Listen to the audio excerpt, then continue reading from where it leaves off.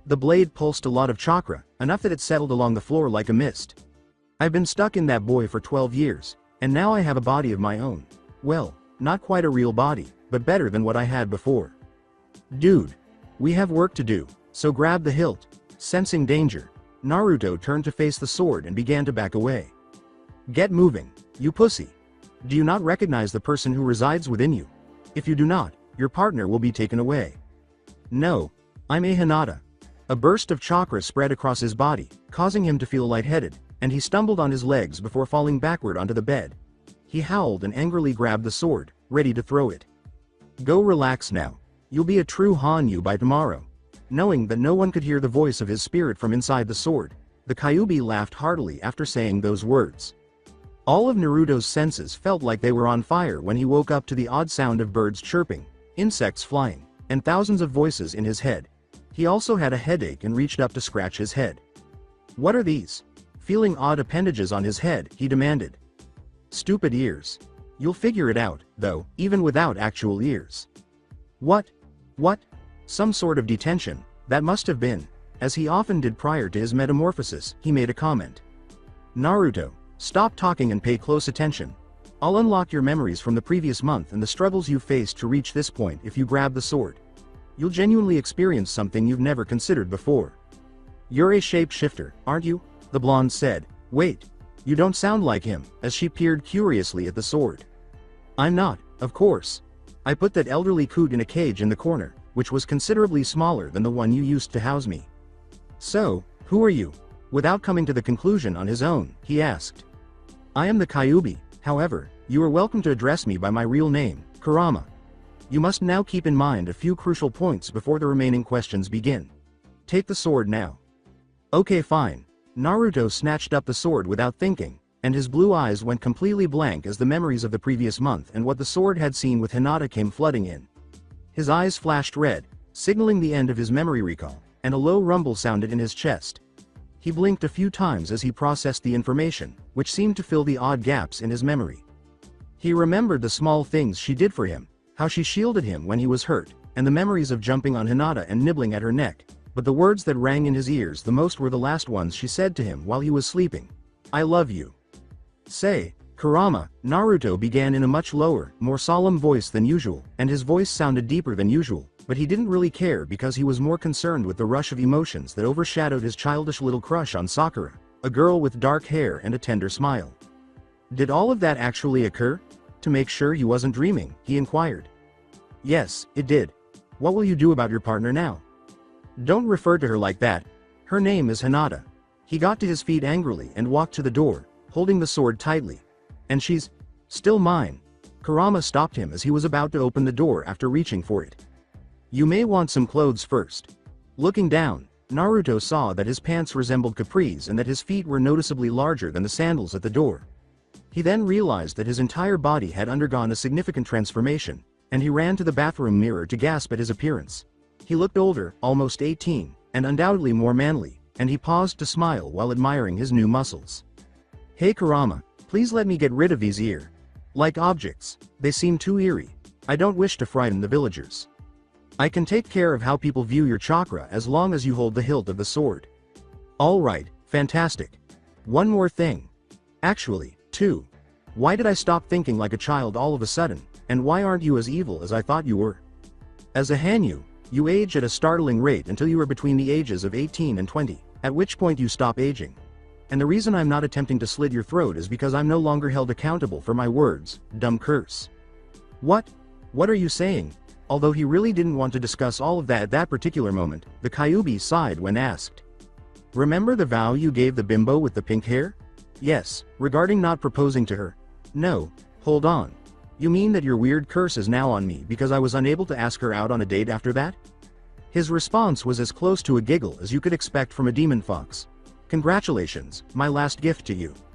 This is just too much to take in. I'm going to snag some clothes and go get Hinata first. He went outside and ran to his old apartment, amazed at the speed he could achieve in this more mature body. He barely had time to think about that before he entered his apartment, and after searching through his drawers, he finally found what he was looking for. A pair of ordered black and orange pants and a black shirt that he used to wear as a baggy sleeping shirt. With his new clothes on, he returned to the door and grinned as he gazed at the sword in his hands, focusing on an image in his mind, hoping that it would work as well with his Kyuubi blade as it did for Shapeshifter. As a picture appeared in his mind, Kurama remarked, "Oh, ho, that is a neat idea." Looking down at the small, long sheath and then at the nearly 3-foot long blade in his other hand, Naruto extended his hand and was relieved to feel a thick leather sheath form in his hand. He lifted up the long blade and slid it into the sheath, amazed that the entire blade vanished into the smaller holder. Now we're set. Naruto leaned forward and took off in a cloud of dust, charging straight into the Hyuga estate within minutes of leaving his apartment. He didn't even slow down as he followed his instincts, which pleaded with him to find his mate and remove any obstacles that stood in his way.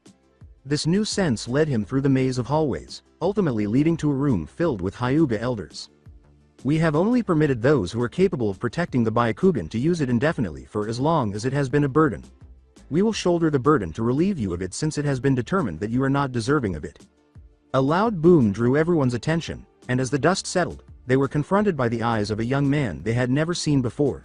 He stepped into the room and flashed his long fangs, and Hinata gasped, her eyes watering. He didn't look like the person she had left behind, but he was definitely Naruto, and to top it all off, he didn't look as evil as before. What an idiotic speech. It's not even logical, he yelled. Just let Hinata go and put an end to this farce. Jay, who do you suppose you are? Being taken aback by the insult, one elder sputtered. You lowly humans, grovel at his feet, he is the new Kyuubi. Even though no one could hear him, the Kyuubi yelled. The blonde whispered to the Kitsune sword, they still can't hear you. Naruto glanced out at the Hyuga, who were positioned defensively around the room, examining each one of them. He could hear their hearts racing and see their throats move as they gulped, as well as the sweat seeping from their pores as they sensed the man in front of them. We want an explanation. Using all of his physical strength, another elder yelled. Who am I? Let Hinata go. I'm Uzumaki Naruto. You? What possible justification do you have for meddling with our clan?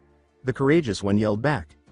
His eyes flashed red, and a dark red aura surrounded him, frightening the Hyuga. Easy, he said calmly, and as he stepped forward, the smile vanished from his face and the whiskered lines darkened. She's mine. Monster.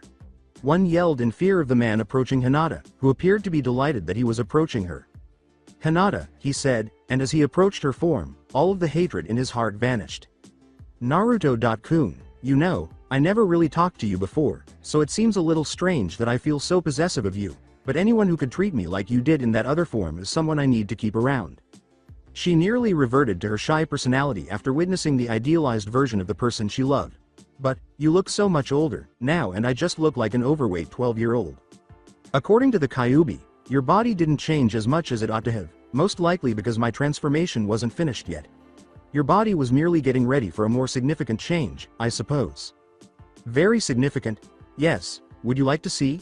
But it will likely hurt a lot, he cautioned, not wanting her to be unprepared. She gave a muffled scream at the sharp pain, and then a low moan when she felt her body begin to change. I trust your judgment, Naruto-kun, he said, grinning and nodding. Then he grabbed her shoulders tightly, hooked his thumb under her collar, and pulled it down over her shoulder in one motion, exposing the flesh of her neck. He then licked her flesh tenderly before sinking his fangs into her. It is painful, she whimpered, tears in her eyes, and felt as though every bone in her tiny body was being snapped in two. She yelled and cringed in agony as her joints were stretched and pulled into their new position, and then her whimpering stopped as her pain subsided and she felt a strange sense of power. He stepped back from her with a smile that vanished when his heart skipped a beat, and Naruto cleared his teeth from her flesh and licked up the blood dripping from the tiny wounds. Almost immediately, the blood stopped flowing and the wound closed. Hinata, he exhaled, stunned by what he had witnessed. Her small chest tripled in size, making her previous black t-shirt almost look like a sports bra, and her firm, fit muscles with just the right amount of fat lining them made the whole change look very soft and womanly. Hinata grinned as he looked at her in the hungry way he did, and she ran her hands through her hair, surprised to find it was now quite long, reaching down to her lower back. She had grown a little over 6 inches taller and had a fully mature body with some major curve action going on. Naruto was expecting to see irate eyes and people calling for a fight when he turned to face Hyuga's room with his arm around Hinata, but instead he saw wide eyes and Hishi bowing to them on his knees. "All right, what's happening?" Naruto inquired. This response was so odd and surprising. Hishi cleared his throat before speaking. As it was written long ago in the Hyuga scrolls, we of the clan stand witness to the rebirth of the Lord of Foxes and recognize Hyuga Hinata as his chosen mate. Hold on. What? Now that he was being treated almost like royalty, Naruto couldn't understand why Hishi had suddenly called him that. He was anticipating a fight and secretly desired one. Did you not read the scroll I left for you, Naruto-kun? Hinata asked, but all she received was a blank look. Oh, no, I was distracted. The short version is that the Hyuga are descended from a fox Han-yu that gave us the Byakugan. You can read the full story when you return. The Kitsune clan's members are valued more highly than ours. So then, he smiled uneasily, unsure of how to react to the turn of events. As the Lord of Foxes, you stand above even the head of the Hyuga clan and its elders, she said. What if I tell everyone in the branch to unseal? With a loud and clear shout, he gave more of an order than a question. As the clansmen all gasped, Hishi lowered his gaze and said, Ahem, we receive your order. Nice concept. Well, Hinata, let's go get some clothes for you and sort out all the changes that have happened to us. Skirts? After that, she gulped and glanced down at her appearance. Curious, she touched her chest and was pleased to discover that they were a real part of her body. The woman enthusiastically accepted Naruto's hand and he led her back through the estate and into the village, leaving the Hyuga to follow his instructions and gaze at their ephemeral forms. Sounds good, Naruto-kun. Following a brief visit to one of the Hyuga's primary tailors, they unveiled their upgraded outfits. Hinata opted for a simple, low-key outfit consisting of a lavender and off-white zip-up hoodie and well-fitting pants, while Naruto simply received a jacket to match his pants from earlier. Naturally, they placed an order for a few more when theirs were worn out from training. After returning to the recuperative apartment, the two of them sat on the bed and began going through the various scrolls that had been taken from the Hyuga. Naruto carefully read each one, placing some on one side of him and others on the other. Hinata gave him a questioning look as he noticed the two distinct piles, and when he was finished, he turned to her and grinned. When Hinata saw that there was only one scroll that he fully understood, she shook her head and looked at the piles. One side has the scrolls one understand, the other I can't grasp all of it. What did you comprehend? Hiyoshi's message requesting my assistance in saving you. He told me about my mother and father and how, because the village was meant to be protected by the Kyuubi, he had a theory that the Kyuubi was somehow controlled during the attack 12 years ago. The Kyuubi said, it is as he says. Hinata gazed at the brass fox head and prodded it with her finger, surprised that it wasn't the tiger's weak, old voice she had expected when he spoke at the Hyuga estate, but she was so taken aback by Naruto's mature appearance that she didn't notice it. Hinata laughed and withdrew her hand, but he warned, poke me again and I might bite your finger off. That's the Kyuubi, then, Tiger.san, what happened to him? I put him in a cage. He gave in to his egotistical cravings for forms that satisfied him because he was too weak. All forms will be able to kill instantly and cleanly now that I am in charge. Additionally, I'm more controlled and won't transform into a massive weapon while you're trying to hide. We were both almost killed by that old coot. Additionally, he was merely senile. There's no need to change shapes every few minutes as he claimed. Oh, she seemed a little sad, but even she couldn't tell if it was from the news that Naruto might have died or from the sword being violently subdued. When Naruto placed the Kitsune sword on the bed, Hinata let out a gleeful shriek. Well, Hinata, how about you explain these scroll to me first, and then we'll get Kurama to tell us about our new bodies. They're adorable. It's strange though, it seems like you've had them since you got me, but I just now noticed them, she said, carefully examining the red translucent fox ears that emerged after he broke contact with the sword. Kitsune magic is that. We can only display what we want you to see thanks to this camouflage. You too will eventually be able to use this power, but for now you don't understand where our power comes from. More on that later. As Hinata considered all the options, she exhaled, wow, I'm going to love this. The scrolls? The blonde returned her focus to him with a hint.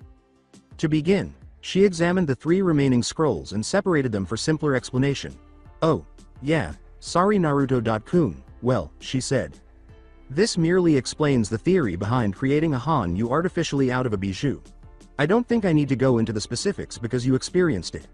You were essentially the first successful attempt. She threw that scroll aside and opened the next one. The work was abandoned on the subject when it failed on your grandmother, but apparently all details should have been destroyed. This one describes the Hyuga clan's ancestry and connections to the Uchiha. The 7-tailed demon fox, called Myobu, was the first. Hanyu, the child she had with one of the 2 sons of the Sage of 6 Paths, had translucent white eyes. It was expelled with its mother after being labeled a monster due to its unflattering appearance. After that, the same descendant married a human, and the Uchiha clan was born. 30 years later, the Hanyu went off to destroy that same village because he was upset when his mother told him about her mate's betrayal and how she could never be with anyone else. He saw a stunning moon maiden at a nearby shrine when he first arrived in the village. When he first saw her deep purple eyes, he fell in love, but he was betrayed because he was self-conscious about his appearance, so he used Kitsune magic to make himself seem more attractive to people. The Hanyu made the decision to tell her the truth about his family history after the two became engaged. She simply told him that she could see through it the entire time and already knew his appearance when he dropped his Kitsune magic. As the Hanyu he was, she had fallen in love with him. Although the early eyes were reportedly more purple in hue than they are now, their numerous children were born with the white all-seeing eye, or what we refer to as the Byakugan. Myobu is the title of the 7 tails. The current Myobu replaced the one from that era, who committed suicide following the death of her son. Demon Kitsune don't have any names aside from the titles that have been provided. Smiling, Naruto corrected, you have a name Kurama. That's correct. I was given that name by the Sage of 6 Paths after receiving a significant amount of the 10 tails chakra. I was just a 1-tailed Kitsune yokai at the time, with no title. Later, I evolved into the 9-tailed Kyubi, the most powerful Kitsune in our noble history. No one can dispute my authority and power, even though many other Kitsune clan members disapprove of how I obtained my status. To convince them to accept you as the new Lord of Foxes, as they did for me, will require a lot of convincing. This final scroll describes how to call forth other Kitsune. Now that you brought that up, Hinata went on. With the exception of the requirement for Kitsune DNA, it is nearly identical to ninja summoning. You're right, young one, but calling upon someone who didn't want to hear you would be disastrous. To protect yourself, you should only call forth certain ones, and most likely only after Naruto has encountered them. That's good to know. Tell us about our new bodies, please. Now that her explanations were complete, Hinata inquired. Your physical appearance has changed, as you are already aware. The effects of being a Hanyu and his mate have caused you to reach the mental and physical maturity of an 18-year-old. A demon can select a mate of any age, and with the completion of the biter contract, the mate will be bound to him, causing the sharing of ages and life forces to match. Both age equally after that, and if one passes away, the other also does. So what caused my body to act strangely was? Hinata pondered, recalling how quickly she gained weight. You were bitten by Naruto before his metamorphosis was finished. Fortunately, you gained a lot of weight, so you were spared a lot of suffering. Not much discomfort. With disbelief, she inquired. Exactly, I had to knock him out to allow his transformation to take place. That makes me wonder. Where have my memories disappeared to? Uncomfortable with the amount of suffering he had inflicted on his mate, Naruto inquired. Unfortunately for him, the Kyuubi is not a creature to amuse oneself with. That Sannin Orochimaru tried to erase your memories in order to control you. In order to prevent the complete erasure of your memories until I could be extracted from your body and restore them externally, I decided to extend the transformation.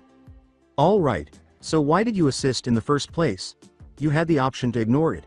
After the Hanyu asked the question, there was a lengthy silence. It's not like you owe the village anything. Kurama replied, didn't want to die. Fair enough. Does becoming Hanyu have any negative effects? Concerned about a few oddities, particularly one from her point of view, Hinata inquired. Nice query. Hinata blushed at the last line, fearing that it would be a side effect. The only side effects are the increases in animalistic urges, like wanting to hunt and eat meat, extreme desire to protect one's possessions, and strong desire to mate. What is meant by mate? Naruto posed the question, demonstrating that he had already acquired knowledge even though his mental state was that of an 18-year-old. She forced out a shy smile, saying, Don't worry about that right now Naruto-kun. I'll show why, you sometime later. Normally, the mere thought would have made her faint, so a slight nervous stutter wasn't a reason to feel embarrassed. Going forward, Naruto, you will face the most challenging issues, primarily due to the curse I was given when I was given the chakra of the 10 tails. If I made a promise, I couldn't break it. I didn't know this until I met Uchiha Madara, and I was used against my will to attack Konoha because of a foolish promise I made to silence him. Thankfully, you are unable to make a commitment that you can't fulfill, but since you are now the Kyuubi Hanyu, nothing is impossible in the future. I implore you to never promise anyone anything the way you recklessly did with that pink slut. However, there is a benefit to it. Making a promise helps you focus better and complete your task more quickly. It seemed like years had passed since all of that happened, and the Hyuga was growing anxious as he thought about Sakura, fearing that he would still hold a candle for her. Sakura-chan, he said, his voice trailing off as he thought of his former crush. After developing feelings for Hinata, she actually appears to be just another classmate. It's truly mind-bending. He continued, slightly calming her thoughts. Who, in your opinion, has a better appearance? With a seductive smile, Hinata pondered. Very dumb question Hinata, you are stunning, with a rack which would make Shikamaru's deer jealous. Besides, I'm not into kids anymore. I need the curves of a real woman. Thanks. At her response, Naruto yawned and spread his arms wide, laughing. Are you Hinata? I'm tired. I could sleep. Are you hungry? She quickly responded, for the first time in a month. No, after everything she had eaten in the previous month, she was nearly horrified at the idea of eating again. Naruto got out of bed, yawned again, tossed aside his jacket, and fell onto the mattress, saying, Okay, well, I'm turning in. Are you coming? When he saw Hinata heading for the door, he asked. She nodded and turned a deep red. She threw off most of her clothes and jumped into bed quickly, sighing with satisfaction when she felt a warm arm cover her body and hold her tightly. Naruto-kun. For what length of time will we be together? After lying in silence for a few minutes, she asked. Forever. You sure? That's a long time. He gave that response far too quickly, so she wanted to test him. He made sure to emphasize the last word when he said, Yeah, I promise. This solidified his commitment to their unconventional relationship because he knew he couldn't break his word. Dreams of fluffy, soft clouds that are so inviting that you want to reach out and touch them filled your morning. Their soft, smooth surface allows your fingers to easily sink into their warm embrace, but clouds aren't warm, are they? Hurrah! Naruto was awake from the loud alarm clock, and trying to figure out what had happened when a girl screamed, clutching her chest from the edge of the bed, her face displaying both embarrassment and anger at what had happened. What was that? He yelled as he was jerked out of his slumber. She gave him a stern look while continuing to cover the left side of her chest. Still unable to bear the shame of displaying her new wound, she told him, Just trim your nails, your claws are too sharp. As he watched her nearly flawless body walk past to the restroom, he mindlessly nodded, Yeah, okay. She stayed in the room for a few minutes before returning with a smile and a flush, feeling completely energized for the day. What day is it, Hinata? As he made his way to the same room to tend to his needs, Naruto inquired. Why May 31st? That is graduation day, isn't it? When Hinata realized that we would be late, her face went blank. They quickly changed and ran out the door to the academy, not even stopping for breakfast because they were pressed for time, not that Hinata wanted to anyway, and when they got there, they both thought the building was smaller than they had remembered, forgetting their new appearance and size difference as they walked in. The yelling of Sasuke-kun ceased as soon as the two entered their classroom, and everyone's attention was drawn to the orange-clad one and the Hyuga beside him. They realized that they had changed their appearance significantly, and Naruto smiled as usual, ignoring the stares. Taking Hinata's hand, he led her to the back row and took their seats. Sasuke isn't gay after all, as evidenced by that Hinata. Naruto laughed as Sasuke abruptly turned away at the remark. Look at him staring at your twin peaks. Sakura fiercely defended, saying, you can't say that about Sasuke-kun. You. She teased, and looked Naruto-kun. That pink-haired hooker can't even make a sentence. She wasn't one to make fun of others because she had been the target of jokes for a while, but she detested the girl who was constantly criticizing Naruto and couldn't see him for who he was. No way in hell. When she finally realized who they were, Ino yelled. Where can I get some, and what the devil did you two eat? She concluded as she began to lust after Hinata's feminine figure, but not in a sexual sense. As if it were routine, Naruto said, sorry Ino, it was a freak accident, don't know what happened. Sasuke got up in a rage and halted in front of the blonde. You, fight me, he responded, greatly offending the Uchiha. I don't feel like wasting time. For the first time in his brief life, things seemed enjoyable. As he saw his two fully grown students, Iruka dropped the test papers. Okay class, I'll hand out the written portion of the test, he said. You too. Iruka followed and closed the door after Naruto, who shrugged his shoulders and dragged Hinata by the hand out into the hall, sternly ordered. Stop pulling dumb practical jokes. Iruka yelled and struck Naruto's head with a hard fist, causing his mouth to drop open as he felt it make contact with extremely solid flesh and preventing the henge technique from being released. Iruka and Hinata both blushed at his bold remark, which was completely inappropriate but was unmistakably Naruto. Not a prank, and don't try grabbing Hinata's ass to make sure, she's all her too. What on earth took place? Their teacher asked, curious about the specifics. Naruto said, clutching his stomach, it was a side effect in a way, without really wanting to elaborate. I understand. He saw Naruto nod before focusing on the woman beside him. I think you should talk to Hokage Sama about this. I'm going to venture a guess and say that with his energy incorporated into you that you are now beyond the scope of our academy. I don't really understand, but was Hinata also impacted in some way? He thought. That's a wise guess. With a smile still on his face, Naruto replied, I'll leave it at that since I'm not sure what that old man will want people to know. Yeah, that's probably good. The blonde waved at him and left Iruka, keeping Hinata by his side. Naruto ran to the Hokage's office and, without a care in the world, walked straight into a meeting with a group of jonin, interrupting their conversation. Hi, elderly gentleman, in his customary manner, he greeted him with a shout. With a bow, Hinata said, Good morning, Hokage Sama, please excuse the intrusion. Everyone's eyes were on the two unidentified couple, wondering who they were. The Sandaime remarked, I see you got your memories back, before turning his attention to Hinata's figure and swiftly turning away, a faint flush on his aged cheeks. I suppose you could say that things improved? In reaction to her appearance, he offered. After saying, Yes Hokage Sama, she smiled at the woman after catching a glimpse of Kurenai to her left. Hinata, wow, she said, acknowledging her little charge's kind and courteous eyes. Ahem, said the Hokage, I take it you're here to ask about graduating from the academy. The Sandaime tried to ignore Naruto's nickname and went on, saying, That's right, geezer.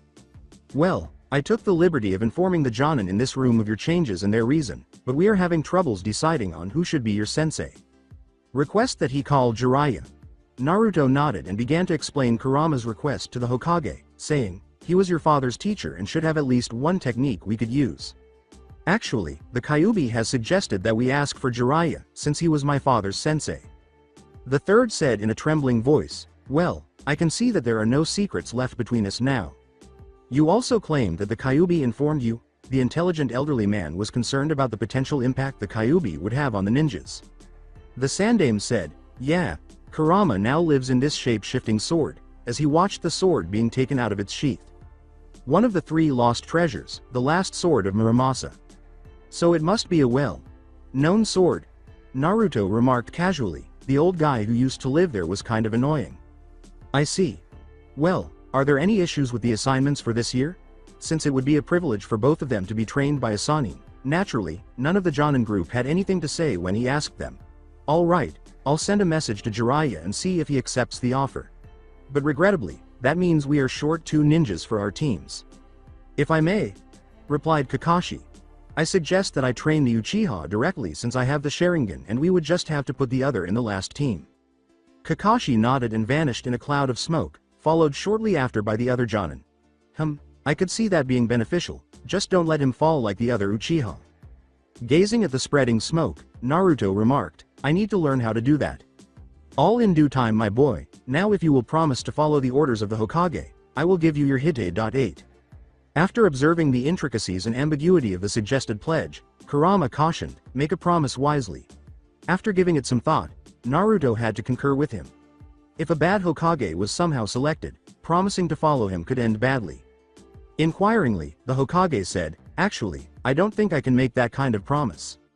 If I make a promise I will adhere to it without fail, but what if we end up with a psycho Hokage down the road? Should I follow him blindly or question his orders?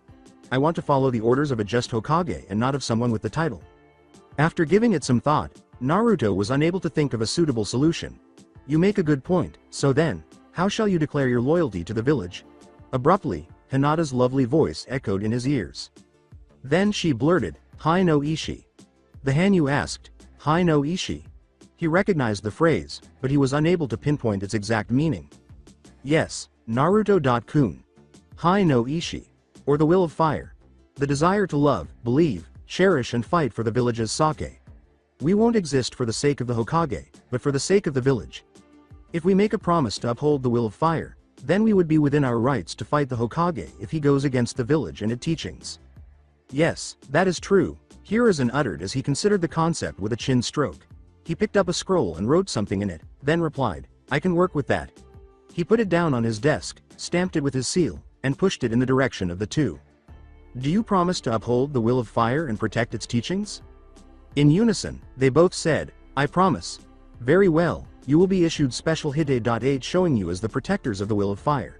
Please bring this scroll to the village's weapons dealer and they will issue your proof of being a ninja. As Naruto seized the scroll, Hinata bowed respectfully and said, Thank you Hokage, Sama. He waved as he left the office, his signature smile on his face. Thanks old man. Once I become an awesome ninja, I'll come back and take that chair from you, he said. That kid, always a handful, he will certainly reshape the ninja world as we know it. The two strolled hand in hand from the office into Konoha's streets. Hinata smelled something sweet, like cinnamon, as they were getting closer to the weapons quarter. When she realized she was walking past one of her favorite stores, her eyes brightened. Never before had the shop's aroma been so potent and seductive as it was at that precise moment.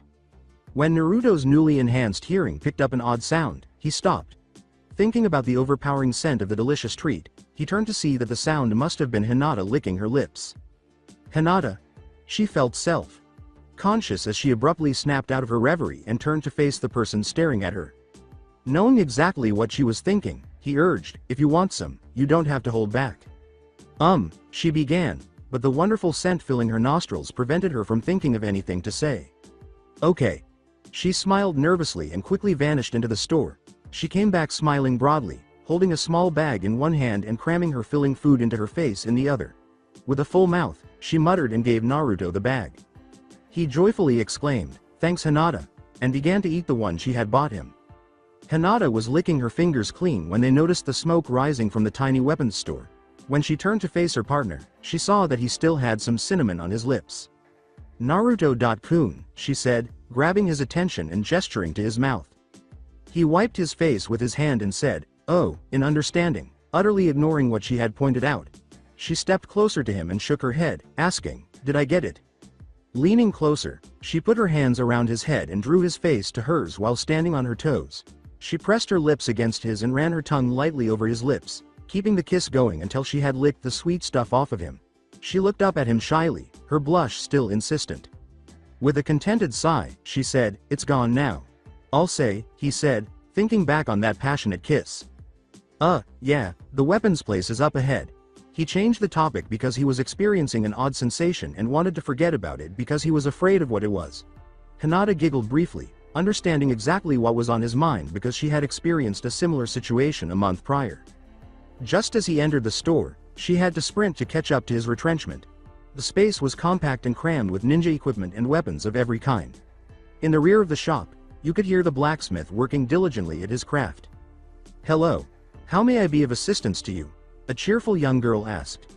Behind the front desk, she was tinkering with a deck of odd cards. She wore a Chinese style outfit that covered her body, and her hair was tied up in 2 buns. She was a village ninja, as evidenced by the Konoha Hite.8 tied around her head. In silence, Naruto gave the girl the scroll. Before she rolled it back up, she opened it and read the print on the scroll. Before throwing the scroll through a gaping hole in the wall, she yelled, "Dad! We've got an ASAP order from the Hokage." They confirmed he got it when they heard a man complaining from behind the wall mentioned earlier. "It'll be done in a few minutes. Would you like for me to read your fortunes? I've been getting really good at it. Oh, my name's 1010 by the way." Naruto gave in and said, Sure I guess." He thought it was unnecessary to mention her family name because it was so clear. "My name is Uzumaki Naruto and this is Hinata." The girl handed him the shuffled deck to cut, and then promptly dealt out 7 cards, arranging 2 in her upper left, 2 in her upper right, and 3 along the bottom. "All right, Naruto, you're first. This is called a 7-card spread. The 2 in the corners are for past and future, respectively, while the 3 are for the present or something very recent, like within a day or 2. 1010 revealed the Tower, and the 3 of Swords when he turned over the 2 cards for the past. Interesting, the Tower represents disruption, conflict, change, or sudden violent loss. Now the 3 of Swords say almost the same. Sorrow and extreme pain, heartbreak, separation, but hints at an establishment for something better. She thought about the card's significance for a while. The fact that they are in your past means that you have lost something a long time ago in a violent way that drastically changed the way you lived. I would interpret these to suggest that you have lost someone close to you, maybe a parent, but they left something almost more beneficial behind than themselves. Am I on the right track? Naruto muttered, clearly surprised by what she had just learned. My parents were killed in the Kyuubi attack. I could also say that I was left with something quite powerful. She went to the bottom 3 cards and began turning them over from left to right, revealing Death, the Lovers, and Knight of Wands. Okay, then the reading has taken hold, she said. Both Naruto and Hinata were looking at the Death card, wondering why it was there given that they were still very much alive. Wow, now this is something I have never seen.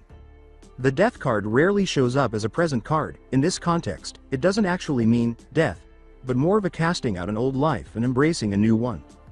The Lover's card in the center represents a love that is the main force in life. Many times it is said to represent confusion in one's love life, but I get a feeling this one is more that the love came to be in a confusing way. She glanced up to observe the expression on his face, which indicated that she was definitely on the correct path. After turning over the final 2 cards, she saw the World card and the 9 of Cups. Wow, you are a weird one. Now the Knight of Wands. It basically says that you are impulsive, energetic, opinionated, hasty, action-oriented. I'd say that one is right on the money judging from your choice of outfit coloring. Now on to the future, she said. When she saw that his dream was certain to come true if you believed in the card readings, she said, well, these 2 are closely related. Basically it says you will find ultimate happiness and accomplishments in your life and your dreams will become a reality. So what is your biggest dream? That's easy. I'm going to be Hokage. 1010 almost died. If her fortune telling was accurate, he would become Hokage, but based on his current demeanor, she wasn't sure she would like that. Well, that's something to look forward to. Now to finish up your reading, looking at the series of cards. All but 2 are from the major arcane, which means you have an extremely strong life presence. It usually means your life will be long. Alright, that's it for you. Hinata, was it? How about you? Sure. Oddly, Hinata was anticipating her fortune telling and was thoroughly enjoying it. She cut the deck and returned the cards to 1010. She unfolded them and began the reading by turning the first 2 cards over and giving them a strange look. She dismissed it and examined its meaning, saying, I've never seen 2 upside-down cards come out in a row. The Judgment card in this orientation represents fear of change and sometimes fear of death, lack of progress, due to lack of important decision-making, and guilt. And the 4 of Swords in this orientation represents banishment, enforced isolation, seclusion, imprisonment, cowardice, depression and failure of nerve. This all means that in the past you've been unsure, afraid, and shy and had a feeling of imprisonment, Thank you Hyuga clan, she grumbled at the end. After hearing the final jab, Hinata inquired, so you know about the Hyuga? Sure. I hear a lot from my teammate Neji. Hinata almost yelled, I didn't know you were on Neji.ni. Sans team. Yeah, he's a real pain in the butt. Knowing the answer, Naruto questioned, he's a member of the branch right? Given that they were forced to comply with his order to expel the seal, he remarked. I bet after a few days, he'll be like a different person. Death, the lovers, and the Queen of Swords were the next 3 cards 10-10 turned over. Well, back to the reading. Not anticipating a response, she thought to herself, wow, you two are tied together by some connection alright, I'm guess you two are the lovers, but Hinata's blush was sufficient. The Queen of Swords is a powerful card as well. It represents a complex, courageous, intelligent woman, who may well have suffered some deep sorrow or loss. She is concerned with attention to accuracy and detail and can skillfully balance opposing factions to meet her own needs. She has attained inner wisdom and a sense of truth. The card is one for women who have overcome adversity especially at the hands of men, to obtain a state of grace. It would seem that your connection with him has started your life anew, allowing you to realize your true self. You're already a great woman. She nodded in agreement with her own meaning. The last 2 cards she turned over were the Strength card and the 10 of Cups. Now the future, she said. This first one represents lasting happiness and security, good reputation and honor, true friendship and happy family life. Perfect love and concord between people. The last one, the Strength card, represents courage, self-control, the virtue of fortitude, the power of love. Wow, it looks like your future is going to be full of love, powering you to be someone for others to admire. Your presence of life is the same as Naruto's, perhaps even your lifespans are connected. 10-10 took the cards back into the deck. 10-10 asked, causing faces to turn pale, so how old are you two? Naruto scratched his head and asked, would you believe 12? No I wouldn't. Then I probably wouldn't ask then. Before she could say anything more about the topic, a series of thumps came from behind the wall, indicating that the craftsman had finished the task at hand. Well, here are the Hitai.8 plates. I can personalize the fabric part if you'd like. 10-10 replied. Naruto said, yeah, why not? She nodded and took out several strips of fabric, saying, select something that will go with our existing attire. She couldn't decide on Hinata's, so she went with a long black strip for Naruto's. She had a lovely lavender one that would work well, but training would quickly make it dirty. She simply produced a shorter black one to match Naruto's as a result. She handed the plates over after securing them with rivets. 10-10 looked at them closely after they were attached to their bodies and said, these are a really different symbol, haven't I seen it somewhere before? It resembled Konoha's standard symbol, but it was flipped 90 degrees to the right and surrounded by the outline of a flame. I believe this symbol is the same as the one on the Will of Fire monument in the cemetery, recalls Hinata. That's right, 10-10 said, are you guys a different type of ninja? I guess you could say that. Naruto concurred, we are definitely different. Well, thank you for your business. Is there anything else you need, like weapons or tools? The Hanyu tapped on the sheathed weapon and said, no, I think we have everything, but, do you know of anyone who can teach Kenjutsu? I'm just dying to learn how to properly use my blade. Observing the tiny sheath around his waist, she questioned, really? Do you just use that little tanto? She gave him an odd look before he grasped the hilt and withdrew it from the sheath. Actually, I would need training on how to use any and every blade. Maybe even other weapons other than bladed ones as well. When she saw a huge, wide, curved blade emerge inch by inch from the small sheath, her eyes widened. When the blade changed to a red metallic staff, her eyes widened even more as they watered and shimmered in wonder. Dreamily, she whispered, shapeshifter, as she gazed at the fabled treasure she had only ever heard about in books. A door suddenly slammed open, revealing a rather large man with perspiration trickling from his brow after a sudden rattling and banging behind the wall. The elevated heat from the forge had darkened his skin tone, and his white apron had become grimy and dark gray. He pleaded, let me see the blade. Without giving it much thought, Naruto gave it to the man, causing the kitsune magic to release and reveal his fox ears. 10-10 appeared taken aback, but her father merely arched an eyebrow and began examining the sword, more especially the hilt. He inquired, can you hear old man Muramasa? Who's that? The blonde asked. Muramasa. Old man Hokage said that word too. The spirit which lies in the sword, the legendary sword maker, Muramasa, took his final masterpiece and sealed himself within it, allowing any user worthy of the blade the ability to change it to whatever he desired. The only trouble with the blade is that Muramasa had a certain taste for weapons and would refuse to change into certain things unless it was to prove a point.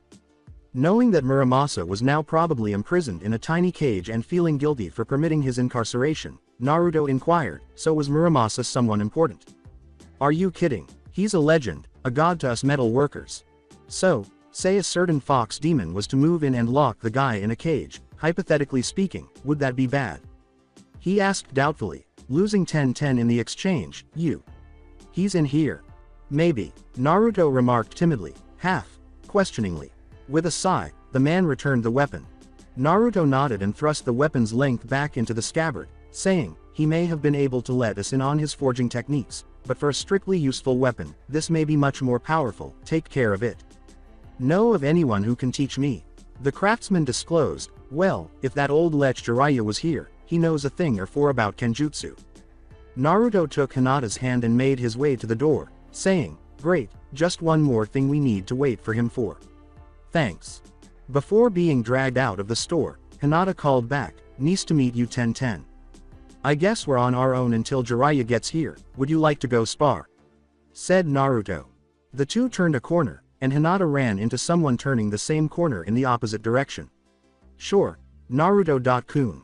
After apologizing, she looked at the man's stunned face and said, "Sorry, Neji.ni.san." Hinata. "Sama." "Yes," she chirped, her smile so genuine that it nearly caused her to squint. It wasn't made out of politeness.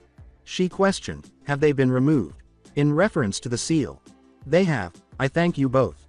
He bowed to them both, displaying humility for the first time in his life, before entering the weapons store, his expression still betraying his incredulity. When 10-10 saw Neji, she said, "Hey Neji. What's wrong?" Hinata. "Sama doesn't look like she's 12 anymore." 10 sighed. "What? They were 12. The following day, Naruto and Hinata returned to a small training ground a few blocks from the nearby hot spring, where they were reviewing the academy's ninja lessons. Their bodies were growing accustomed to their new size and strength, and Naruto in particular was able to land the shuriken and kunai precisely on the target because he had a far better sense of balance. Even though Hinata gave him advice on how to use his chakras, his attempts to perform a basic bushin failed because his chakra control was still so sloppy. He simply couldn't turn the power down enough to do it right, to put it succinctly. They gave up on that and began using the wooden logs that were set up to practice taijutsu. It was getting pretty warm outside, especially if you were very active, and the sun was beating down pretty hard for the time of year. After taking off his jacket, Naruto was on his way back to practice when he heard a rustle coming from the bushes outside the training area. The rustling changed to eerie giggles as Hinata began to remove her jacket. "That's right. Just a little more. He. When Naruto suddenly appeared next to the man spying on them, the white-haired man jumped to his feet and began making up an excuse. "Hey, what the hell are you staring at?" Naruto asked. "I was doing research. I'm a writer and I dropped my pen into these bushes and I was looking for it, that's all." Naruto concluded with ease, "Right, like I'm going to believe that. I know you were trying to catch a glimpse of Hinata taking her jacket off." How dare you speak to me like that? Don't you know who I am?" "Nope, who are you?" "Glad you asked. No woman can resist my charms. I'm the envy of all men, the great toad sage of Myoboku Mountain." "Arrow. Sennin, you're actually a pervert," Naruto corrected. With a perverted smile on his face and drool streaming down his chin, the man vanished and then reappeared beside Hinata. Reaching down, he took Hinata's hand and brought it to his face, kissing her knuckles tenderly. "Hey there sexy, the name's Jiraiya, you can send the love letter later," he said. He sensed a dark, menacing presence in a matter of milliseconds, from behind him. Slowly, his head swung to the side to see something he didn't want to see. The grass was browning due to the massive amounts of wasted chakra that were spilling over Naruto's face, which was marked with dark whisker lines. The ground trembled beneath the weight of his rage with every step. Behind him, 5 tails cracked against the ground as they swung. Thinking that the Kyuubi had taken over the boy and was going on a rampage, he yelled, "Shit girl, we gotta run." He didn't even pause to consider why the boy, who should have been 12, appeared fully grown. Instead, he was only concerned with saving his tail, getting his bearings, and, of course, what he could expect in exchange for saving a damsel in distress. He attempted to pull Hinata away by holding her hand, but she stood quickly and steadfastly despite the enormous chakra closing in. Then Jiraiya felt an ache on his wrist and looked down to see a deep growl next to him and a clawed hand taking his from Hinata. He snarled, "Hinata is mine." The strangest thing was that the girl appeared completely happy and unhindered in the thick air, even though Jiraiya was having trouble breathing due to the weight of the air around him. Naruto.kun, that is Jiraiya. Almost immediately, all of the chakra vanished, leaving the unremarkable man to laugh uneasily. Jiraiya sighed and landed on his ass. Sorry, I just kind of go ballistic if someone does something to Hinata, just a Hanyu thing, I think. And I thought the Kyuubi was loose, damn, Minato left a crazy one, wait Hanyu. Yeah, didn't old man Hokage tell you everything? Well I dropped the mission scroll in the water while doing research, you can go retrieve it if you'd like, it's, over in the bathhouse. With a growl of disgust, Naruto said, "You little pervert." "No, that's big pervert," the Sannin smiled broadly and corrected. "Figures, was my dad influenced by you?" "Unfortunately he was not, your mom had him by the balls." In an attempt to learn more about them, Naruto said, "Could you, maybe tell me more about them?" Not much to say. Minato was cool and collected, always calculating, and Kushina was kind of a psycho, she scared me. Well, off to research. The blonde yelled at the retreating form, "Hey, who's going to train us?" "Well, you don't think I would," he replied, as if it were already clear. Naruto snarled, "If you would have read the scroll." "Please," asked Hinata. Gazing at her attractive body, Jiraiya's smile returned, and she jogged back to her side. He heard another growl and became smaller. "Well, I could give you something back to repay you for this view," he said. How about tree walking?" At the same time, they both said, "Tree walking." Jiraiya said, "Yeah, you use chakra to walk up a tree. It's an exercise to tune your chakra control. Focusing chakra on the soles of your feet, you stick to the tree and walk up." "Well, I guess I should demonstrate," after which she flew to the largest tree in the training area and began to ascend it. Before using her Byakugan, Hinata waited for the first steps and observed how the chakra interacted with his feet. Jiraiya took up his notepad and then glanced in a few different directions. "And that's all there is to it, make it to the top and you've mastered it." He took a whiff of the air and smiled. With the words, "Research waits for no one," they took off in a dust cloud. Naruto turned to the young woman and grinned as he noticed that they were once again alone. "Well, should we give it a try, Hinata?" "Sure." Hinata reactivated her eyes as they approached the tree. Before beginning her ascent, she focused especially on the movement of chakra in her feet and body. She moved cautiously, staying close to the tree, changing her chakra until she felt her way and accelerated her pace. When she heard a crack, she turned to see Naruto using far too much chakra and landing on the ground by backflipping. From high in the tree, she asked sweetly, "Need any help, Naruto?" She lowered herself a few paces to approach him. He objected, saying, "No fair, Hinata, you cheated. Nope, we're even, we both have fox blood in our veins, in all definition of it we are both Hanyu." He grinned up at her, indicating that he didn't truly believe what he had said at the time. "You're still a cheater." She blew him a kiss after giggling, then swayed her way up the tree. The tension in the air increased as she wiggled her hips sensuously while looking over her shoulder. She made a "come hither" motion with her fingers while staring into his ravenous eyes. She crooned, "Come get me." After a few long, taunting hours, Naruto began to approach the top, where Hinata was sitting on a branch, dangling her feet in midair, shouting out instructions for more or less chakra, and laughing uncontrollably at his antics. She briefly looked away from him, and when she turned back to face him, he had vanished. "You're almost here, I'll give you something special if you do," she said. He asked, his warm breath suddenly caressing her neck, "And what's that?" He was behind her now, his hands on her hips, his lips grazing her skin, and she didn't even notice him move. She began to laugh and, using her chakra skills, she pulled her feet up to the branch she was sitting on and flipped off of it, flipping upside down and hanging there while her feet remained attached to the large limb. Naruto jumped to the main trunk and began sliding down it until he reached Hinata's eye level. He used just enough chakra to stop right in front of her and surprise her by kissing her. "That's mean," he said. A voice from below yelled, "Yeah, do something else. This is great stuff," as he snickered and frantically took notes. Arrow. Senin. The perverted Sanin swiftly put his notebook away and coughed quietly in his hand as Naruto leapt from the tree and landed beside him, soon followed by the beautiful Hinata. Good news, you two. I've made the decision to give you some time to train. We have a mission outside the village tomorrow, so pack up your belongings. After telling them about their mission, Jiraiya ignored their responses and began following a woman who had just passed by. She also took some more notes and vanished into the crowded village streets. Plan for about a week, maybe 2 if we get lucky, if you know what I mean. Stupid old perv. Naruto closed his eyes and sat down at the base of the tree, resting his head on the trunk. He said with a faint smile, pleased that he had figured it out in a single day, this tree walking stuff takes a lot out of you. His smile grew when he felt a slight pressure on his shoulder and recognized it as Hinata's head resting on him with her eyes closed. Were you aware of that? I imagined sitting like this for about a year now. She began in a low voice. Really? No, I was unaware of that. Prior to all of this, I thought you were really strange. Your eyes would wander around as if you were constantly distracted when I looked at you. To be honest, I began to question whether you were ill. That wasn't helped by your stuttering either, Hinata sighed, letting a single tear slip out of her eye and fall down her cheek. Would you still think that way if I hadn't been the person you bit at the time?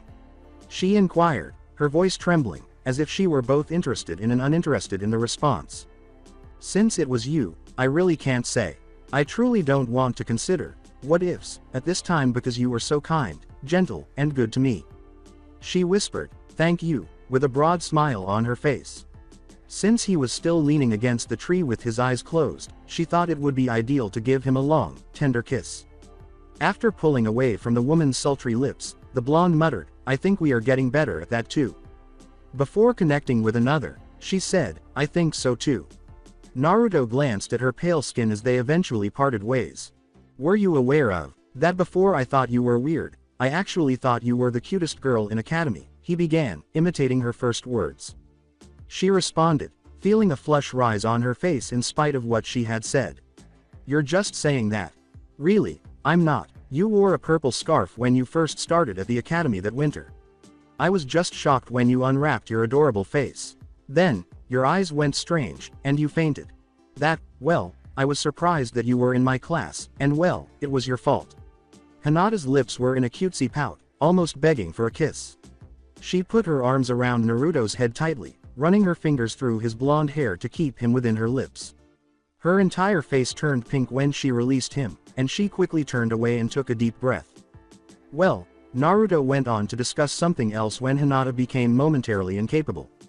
Since we'll be leaving for a week or so, how about we clean up the apartments and move into the Hyuga estate? It would be good for both sides to get used to the new order of us. He was correct. The Hyuga undoubtedly needed to get used to their presence, but she had wanted to remain outside the clan for a little while longer, so she gave in with a hint of resentment. I suppose. Well then, let's pack up and I guess we should get rid of all my old clothes while we're at it. Come to think about it, we should just dump my entire old apartment in the trash, there isn't anything of value in there. When they reached his first apartment, the door was broken and the walls were spray painted with unintelligible words. Naruto got up, brushed off his pants, and extended his hand to help Hinata stand up. He gazed at her adoring face and squeezed her shoulders. He tossed the key haphazardly inside the door and escorted a bewildered woman out of the building, saying, screw it, let the landlord clean it up. Is that typical? She inquired after failing to notice a startled expression on his face. Every so often, maybe twice a year or so. That's bad. Well, now that I look so different, perhaps they will act appropriately. He grinned broadly and took her hand without giving his apartment a second thought, hoping that they would forget about the younger version of himself and see me for who I am now. At least one good thing happened because of it, she said with joy. Really, what is that? He pondered. He shook his head in agreement with her smile, saying, we have one less apartment to clean. All right, let's crash the Hyuga and clean the last one. Hinata thought of Neji in a bright orange robe and burst out laughing. It's about time we liven that place up. In between chuckles, she said, perhaps we shouldn't make it too exciting.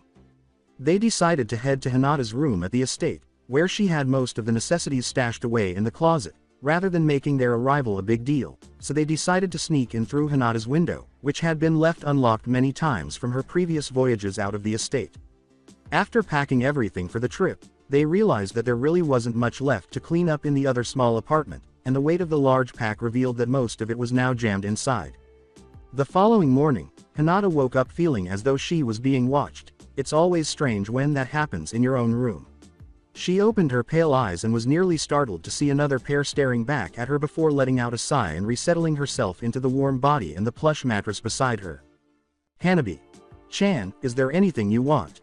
Her eyes nearly fluttering shut once more, she asked. Are you certain it's you? She continued to stare at her as she asked. Why do I still have a piggy appearance? Hanabi backed away from the bedside as she asked, nearly growling the final word. Why, you have never scared me before, she muttered, barely understanding the weird force that was practically crawling on her skin. She closed her eyes and focused on the warmth of the man beside her, his arm resting languidly over her waist, saying, because I've never wanted to, now leave me be, I've got a mission today. She let out another breath and dozed off again when she heard the door close. An hour or so later, Naruto began to stir, indicating that their sleep was coming to an end. After being dragged out of the comfortable bed, they got ready for the day and gathered their packs. After passing a small park, they heard a loud commotion and stopped when they realized it was the loud screeching of an animal crying out. The noise grew louder as the creature got closer, and a small cat with a small bow tied around its neck jumped out of a grove of bush. A split second later, a frantically barking puppy chased after it. Akamaru, get him! Hiba yelled as he chased after them both. Sakura and Shino then went by, attempting to find their overly nervous teammate. Sakura was obviously upset and yelling profanities. With a laugh at how absurd that mission was, Naruto said, I hope our mission isn't like that one. Recalling the terrified expression on the cat's face, Hinata answered, I don't know, I feel sorry for the kitty. They soon reached the gate of Konoha without seeing Jiraiya, and they both sighed and sagged down to the ground, beside the wall, and waited. It wasn't shocking that he wasn't there because he had never told them where to meet before. They had assumed that everyone would have to pass through the same spot. As soon as they were at ease on the ground, they heard a man's hollering, which got closer by the second, and they managed to see a white-haired old man drop through the air toward the street they were on. Ah! Jiraiya landed face down in the gravel with a loud crack. Yowie! He screamed and then leapt to his feet without even scratching his face. Whoa, that research was excellent. I'll venture a guess. Watching the women's restroom, Naruto inquired, observing the man's unflattering smile as he spoke. Jiraiya waved his finger in the air and reminded him with a wise expression, it's not peeping, it's research. The Sanin's shoulders slumped in defeat as Hinata reassured them, research or not, it is still peeping. He whimpered and shuffled away, saying, fine, be that way.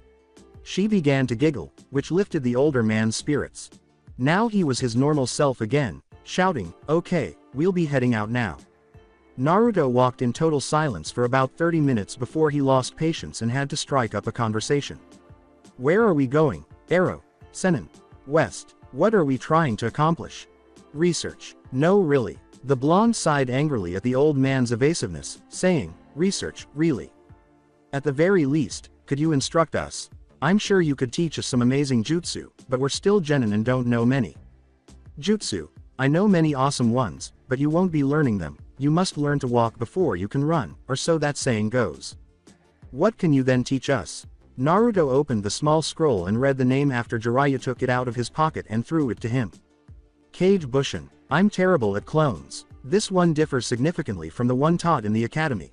You'll realize how different it is once you understand it, Jiraiya assured. Well, only this one time. I can't guarantee that I'll listen to you ever again if it doesn't work out. When Hinata opened the scroll, her face flushed, and she threw the scroll back at the man, slapping him in the back of the head. Yeah, sure, get to it. Jiraiya then produced another scroll and threw it to Hinata, who opened it with a twisted smile. He threw her another scroll, the one that taught her the Kage Bushin technique, and said, whoops, that's my rough draft for an erotic manga. Hinata was just about to grasp the technique when she was suddenly encircled by a field of clones, some high in trees, others up ahead or behind. They read the scroll several times, considering how to perform the jutsu. It was a straightforward hand sign, nothing complicated, but the imagination of the technique was difficult to execute correctly, requiring a certain amount of focus and concentration. This is really awesome. The Naruto's chortled, and Jiraiya was stunned by how many he could produce on his first try and how fast he picked it up. With that rate of learning, he was practically as bad as a Uchiha. Hinata, trapped in her private world of endless blondes, muttered, Naruto.kun. When she smiled and crossed her fingers, a quarter of the Hinata clones appeared, each snatching a blonde clone. She realized it was a foolish move when the ones who had been left out began growling at her companions and touching their Hinata. Red eyes raged, and they all began attacking one another. Jiraiya hit the deck, and was hiding beneath a bush by the side of the road when he turned to see the other two doing the same. Well, maybe we shouldn't incite jealousy in my clones. As the frenzied battle came to an end and the dust cloud settled, Naruto thought aloud as he watched Hinata suppress a laugh. When the three of them entered the road, the entire area was in ruins, with trees smashed and broken and the road in ruins. Amidst all of this, there was a pair of clones making out in the middle of the ripped up road. You guys are aware that they can be cancelled, right? Jiraiya inquired. Naruto slapped his forehead, realizing that he had simply forgotten amid the chaos, but Hinata had also forgotten. They both cancelled the jutsu, then exchanged glances before Hinata wiped her fingers across her lips in surprise. Can you tell the difference? Observing the glow of insight in their eyes, Jiraiya inquired. Incredulous at the devastation, Naruto declared, the clones are real. That is correct. You get more clones the more chakra you put into it. You will have an idea of how many you will make if you continue to practice until you can make just one on command. So, anything else out of the ordinary? It appeared that Naruto had not yet noticed, so he asked, glancing directly at Hinata. Half. Believing what she had experienced, she whispered, memories, we get their memories. Good, you're a bright one, girl. What do you mean, huh? Unaware of the ramifications of the power, Naruto inquired. The clones looked at each other and popped away until there was only one left. Hinata then made a single clone and had it stand next to Naruto's clone. Naruto.kun, make a clone. He followed her instructions, but ended up making 5 instead. Now 4 of you cancel yourselves, she ordered. The 2 clones nodded in comprehension and fled into the trees, saying, now you 2 go into the forest and do something and then cancel the jutsu after a minute. A minute later, Naruto's face curved up into a smile reminiscent of Jiraiya, and Hinata's face turned red. Maybe we gave them too much time. He now completely understood the transfer of memories, especially when he was shocked by the image of seeing his mate completely topless. That was one memory he wanted to ingrain in his mind. Naruto nodded stupidly, still staring at her chest. All right, let's do some research in the next town. Unaware of the information they were exchanging, Jiraiya declared, and the 2 silently followed, still reeling from the shock of what the clones had done to one another and envisioning a future reenactment. After leading the way to the nearest inn in the next town, Jiraiya rented a cheap room for the 3 of them, which had 2 beds, but they didn't like the idea of sharing a room and bed with the pervert. Of course, they were completely against it until Jiraiya vanished into the nightlife with his trademark smile, leaving them alone and with little choice. They were so tired from the day of practicing Kage Bushin that they didn't feel like protesting anymore and fell asleep as soon as they hit the bed, entangled in each other's arms. When they woke up the next morning to Jiraiya's snoring from the next bed over, they went to get up in time to see Hinata screech and turn red as Naruto's hand slid across her chest, causing her to jump from the bed and quickly huddle in the room's corner while panting and holding her hands tightly over her chest. Hinata. What's the matter? There had been numerous encounters like that morning, and Hinata had not yet reacted so strongly, so Naruto asked with a worried expression. Nothing Jay, just stay away from me for a while. She closed her eyes and concentrated on taking deep, slow breaths in an attempt to relax. He gave her a worried look but refrained from exerting any pressure because she appeared to be conscious of what she was doing and made an effort to reassure him. When she finally woke up, Jiraiya wondered what was wrong with her, but he simply assumed it was a woman thing, and chose to ignore it. She stayed in that weird state all morning and even into the afternoon, which was much later than anticipated. Arrow. Senin, what's next? The man started to head for the hotel room door, but Naruto stopped and grinned over his shoulder before asking. He walked back to the door and said, the intelligence here is really good, we're going to stay another day. Relax. The blonde ordered. If you're going off for the entire day for your research, then you can at least give me the basics of Kenjutsu so I can train while you're gone. Jiraiya paused to think about it. You have any money? I guess. Naruto produced a basic wallet of cash, but before he could examine it, the Sannin had it in his avaricious grasp. All right, come with me. The blonde swore aloud and trailed the Sannin outside, Hinata remaining behind. Soon after, they were guided into a sizable clearing just outside the village. Hinata had paused on the precipice. He closed his hands and pretended to hold a sword in order to illustrate the point that there are two basic fighting stances, one-handed and two-handed, but they both have one thing in common, the actual strikes. You have the thrust and then the normal slash, which can be from any direction, so we practice in all of the 6 cardinal directions.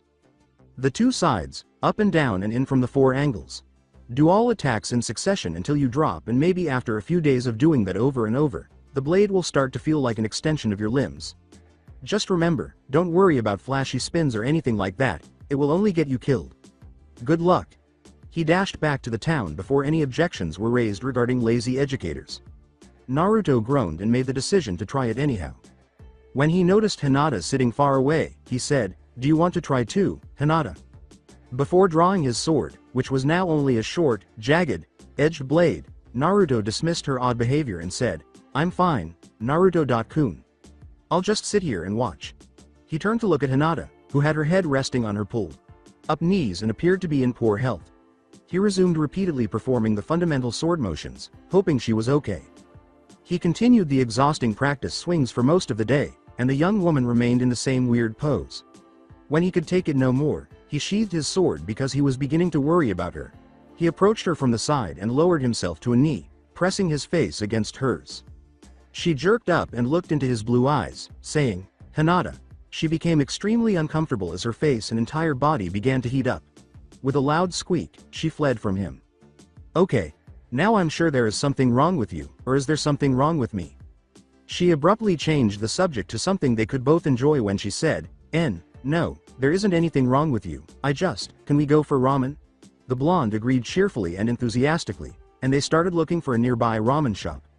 Their hunger was satiated, but the selection and quality of the food at the little stand weren't as good as Ichiraku's. After finishing their meal, they returned to the inn to spend the night there. He saw Hinata unlocking the door to a room next to theirs and asked, "Hinata, what are you doing over there?" I'll be in here tonight." She slipped inside and closed the door without waiting for an answer or acknowledgement. Perplexed by her behavior, Naruto went into his room and collapsed on the bed. Before he heard Jiraiya stagger in, barely reaching the foot of the bed before he passed out in a drunken stupor, he stared at the ceiling, wondering what exactly was wrong with hers. He turned back to the ceiling after shaking his head at the older man's negligence. He could feel how exhausted he was, but all he could do was stare at the ceiling until he heard muffled squeaks and an odd moaning sound coming from nowhere. Something animalistic grabbed hold of him as he inhaled deeply. For a second, his eyes glowed red, and he got up out of instinct and slipped out the door. The morning was bright, irksome, and far too early. Even though his eyelids were protecting his retinas, Naruto moaned at the battering they received. Something smooth, soft, and supple was entangled with his legs and partially beneath his body as he stretched out. As he felt around the unfamiliar object, he discovered something big, round, and remarkably soft. His mouth hung open in shock as he slowly opened his eyes. He forced himself to turn away when he noticed clothes strewn randomly throughout the room, which quickly returned his focus to the object. She was still sleeping, lying on her back, in all her exposed beauty. With their legs encircling one another, he rested one hand on her magnificent pile of flesh, while the other mound nearest him was exposed for his clear view.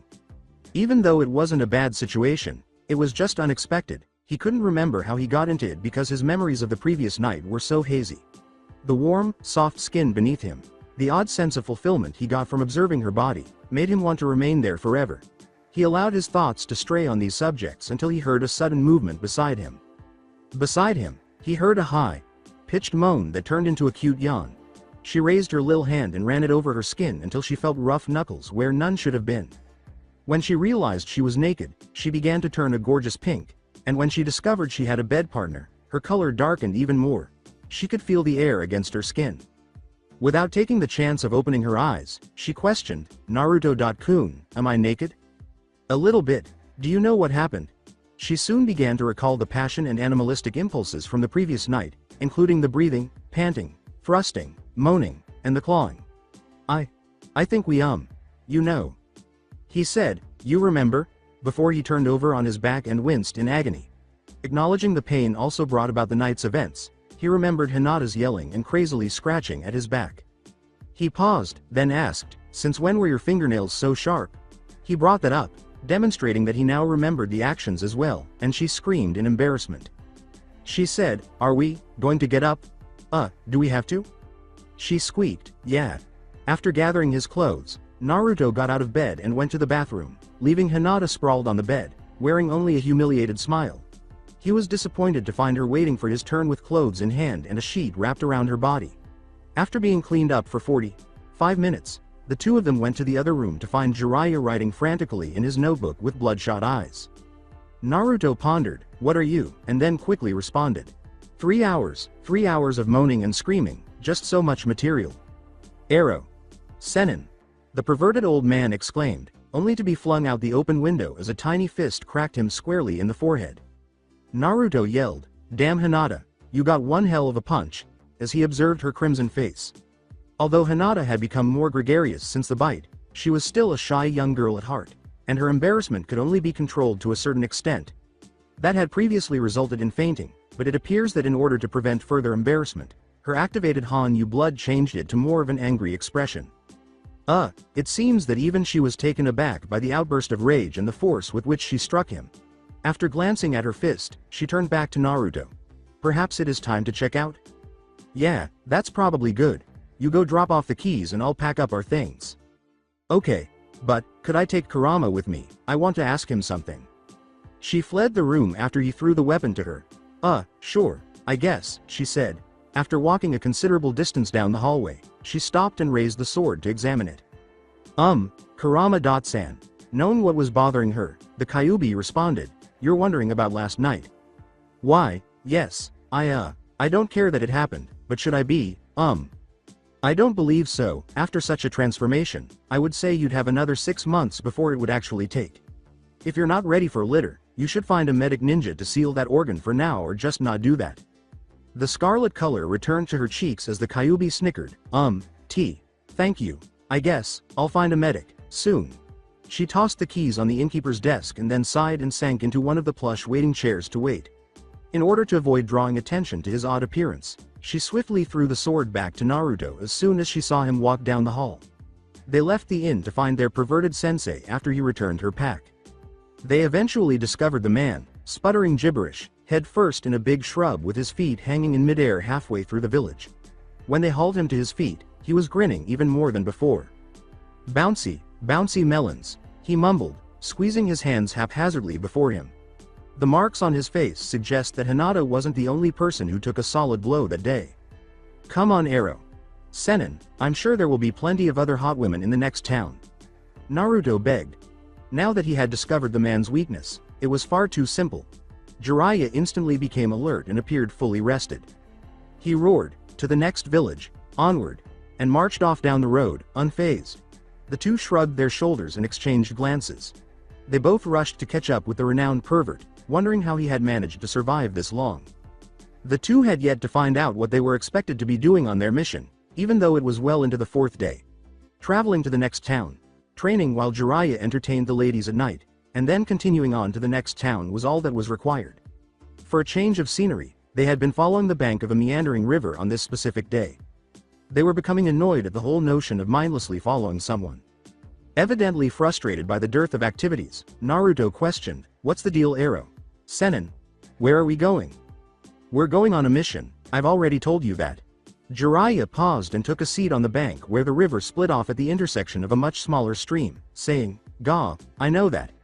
He decided to give the two of them something else to think about for a while since he could tell the nervous young man needed something to do. "This will be your next exercise, water walking." Naruto asks curiously, "What, since when can we walk on water?"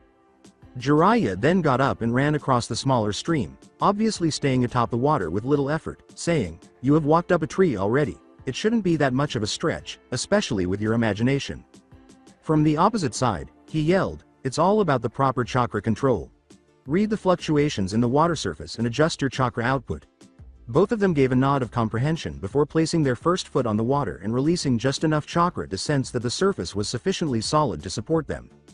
Then, as Naruto's foot sank to the bottom of the water, Hinata used her Byakugan to stand atop it.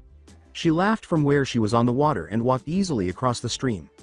In the Hyuga home, chakra control was taught from an early age. A few of the Hyuga techniques required before beginning to train in the gentle fist style were not unfamiliar to her, even though she had not done the tree walking or water walking. "Hinata, you're terrible," Naruto yelled after her. He stammered a few expletive words before he found himself standing on the water, saying, "No, I'm not, you're just thinking too much." She was correct. He needed to consider the big picture because he sank when he focused on staying afloat. Before long, he was running up and down the water's surface and laughing with delight. Then he stopped, looking thoughtful. He rose about 2 inches above the water's surface and released more than 10 times the necessary amount of chakra. He gazed at the water's surface, skating as if he were standing on air, and a fresh smile of pleasure appeared on his face. Before making his way to the bank, where 2 startled ninja were waiting for him, he spun around a few times. Still releasing the massive amounts of chakra, he leapt from the water to the bank and skimmed across the grass to them. As he fell back down, firmly on the grass, he said, "That sucks down the chakra."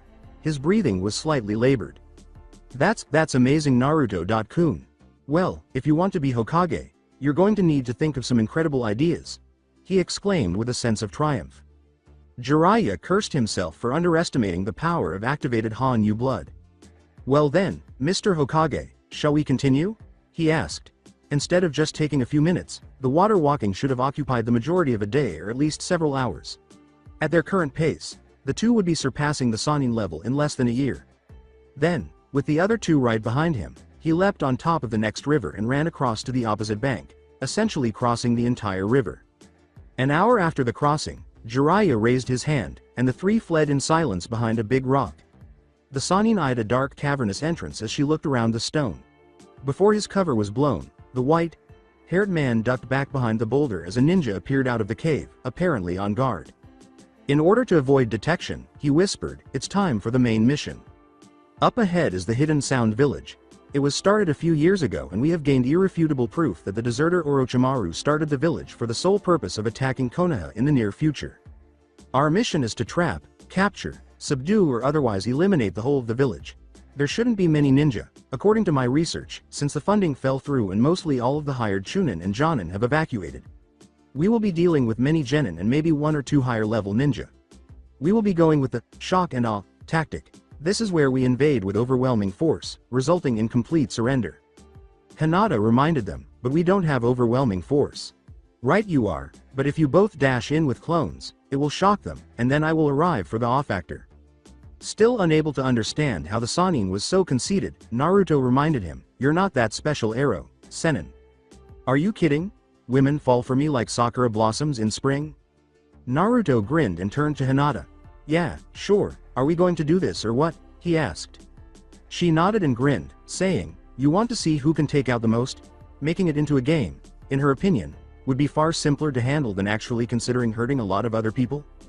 Jiraiya declared, at the count of 3, 1, 3. A massive throng of blonde, orange, dark blue, and lavender people rushed through the front door. The stampeding horde of ninjas immediately overpowered the lone guard. Ninja clones crowded the underground village's halls as they made their way to the heart of the hideout, dispatching every ninja they came across with relative ease. Only 20 clones had been lost by the time they arrived at the main location, primarily as a result of being crushed underfoot by the sheer number of other clones. There were now battles going on in every part of the village at the same time. The enemy only needed to throw a kunai to hit an orange patch because there were so many ninja clones in the area. However, even with all the successful attacks, the Sound Genin were soon overrun by the sheer number of ninja. As he emerged in the center of the village on top of a human-sized toad, the man exclaimed, "Behold, it is I, the great Jiraiya. Sama." His smile turned to a frown as he assessed the adversaries. "Hey, there's no one left to awe me," he reprimanded the two, his face dejected. In order to determine who would win the battle, the couple was busy comparing their combined knowledge of clones. The enemy had been subdued most successfully by Hinata, who used a gentle fist to defeat the Sound Ninja in a roughly 2-to-1 ratio. She claimed that although Naruto had defeated more ninja than she had, he was in last place because he outnumbered them 4-to-1. The two completed tying up the remaining unconscious ninja and threw them to the ground after declaring Hinata the winner because Naruto thought it was fair to do so and would really like a rerun of that other night. At this point, roughly 50 people had been apprehended and were seated together. Ignoring the man's persistent frown, Naruto inquired, "How's that arrow, Sennin?" He turned and left after saying, well, good job, I guess." Then he saw a coil of rope on the ground that had been neatly cut in half. He muttered to himself, "One got away in the confusion, I don't think this is entirely over yet. The most peculiar aspect was that he must have been near Jonin level because he didn't even notice the person. A gang of masked ninja materialized in the middle of the village and began to assemble the enemy before he had a chance to think about the situation anymore. Jiraiya said, "Ah, right on time. They're all packaged up, they only need a bow but we just didn't have the time." The lead Anbu said, "Understood Jiraiya. Sama, we will assume responsibility of their transfer." "Very good, okay you two, we're heading back." Uncertain of their original purpose, Naruto questioned, "Huh? Really? If those were our ninja, why didn't they attack them instead of us?" "They were back up. It is very rare on missions like these to arrive without at least one backup team. Usually one would carry out the attack and the other would deal with the prisoners, divide and conquer." He leaned back beside Hinata and wrapped his arm around the girl's shoulders, saying, "Oh, I get it." He squeezed her and told her, "You were great." In order to be a little bit closer, she put an arm around his waist and said, "You too." Jiraiya exclaimed, "Okay, time for a rest at the hot springs," and accelerated their speed in the direction of the nearest village with a hot spring resort. The two were well aware of the reasons behind his insistence on going to the hot spring, but the prospect of enjoying a warm, rustic bath was alluring. The couple wasn't exactly sure how they got to where they were after everything that had happened. When Jiraiya took them to the village, he grabbed a pair of binoculars and his notebook and headed into the hot spring. After only 20 minutes or so, they heard a woman scream and saw the old pervert, wearing only a towel around his waist, running away from the scene. The man at the front desk led them to their present location, in front of a sign that read, "Co-ed," after they had entered the bath following the commotion.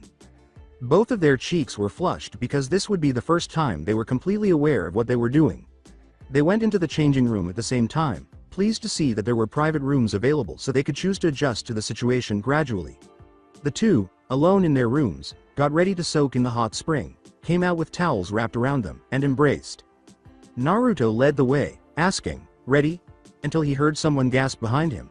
He paused and gave her a questioning glance. "You're back," she muttered. Holding her eyes tight, she was never able to see the damage she had done to his skin back at the inn.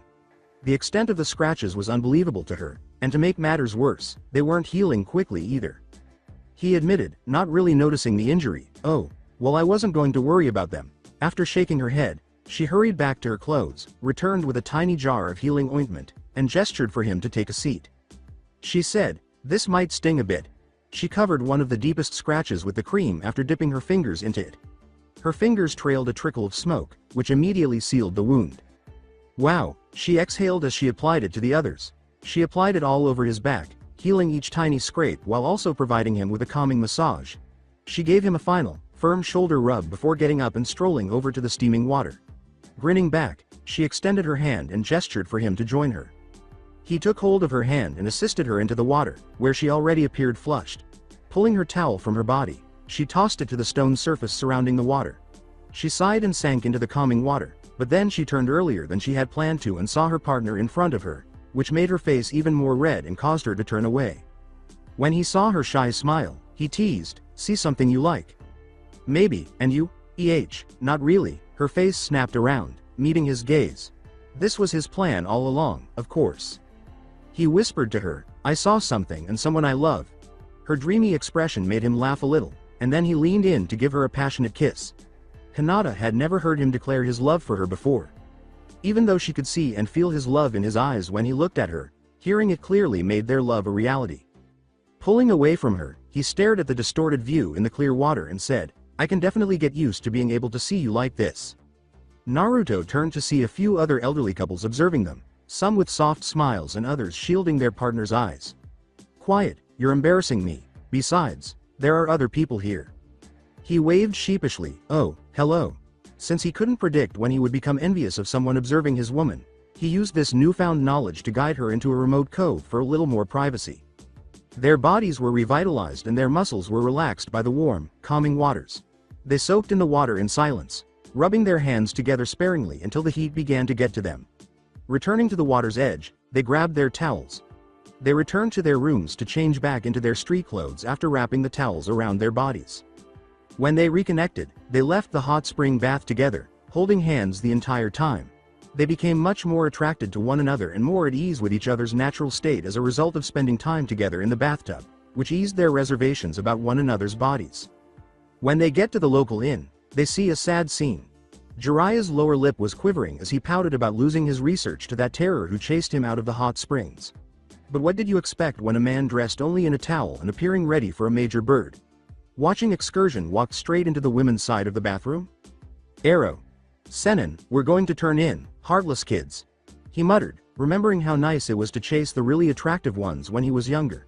Then he thought of the person he would never be able to get, but the mere sight of her enormous rack made him salivate. His pervert smile spread across his face as he said, I wonder, maybe these kids would like to take that side mission now, we're kind of close to where she had been spotted. Oh yeah, I'll make them beg me to take them with. He threw caution to the wind and fled back into the village to resume his research while thinking about a large-breasted blonde. When morning finally came, the two of them almost leapt from their bed because Jiraiya was grinning excitedly at them. They wondered what had possessed the insane old man after glancing at their appearance and failing to spot anything that caught the Sanin's attention.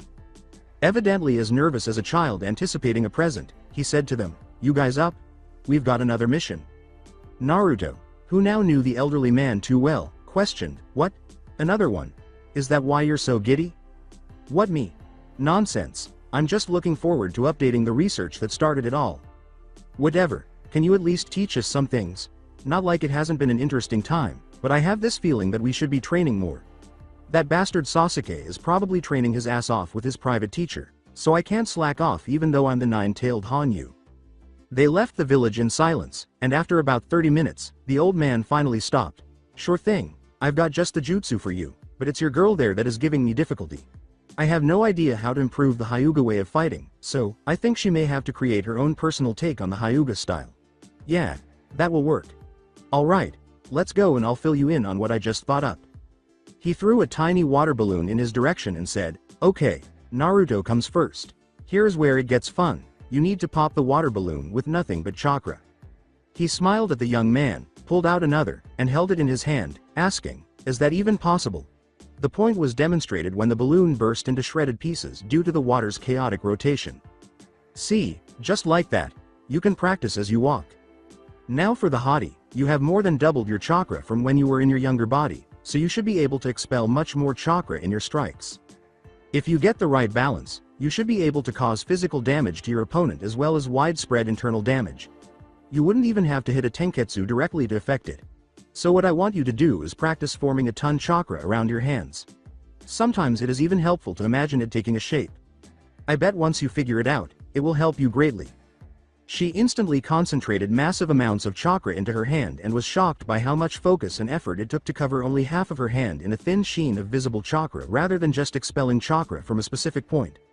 Okay, I'll try my best.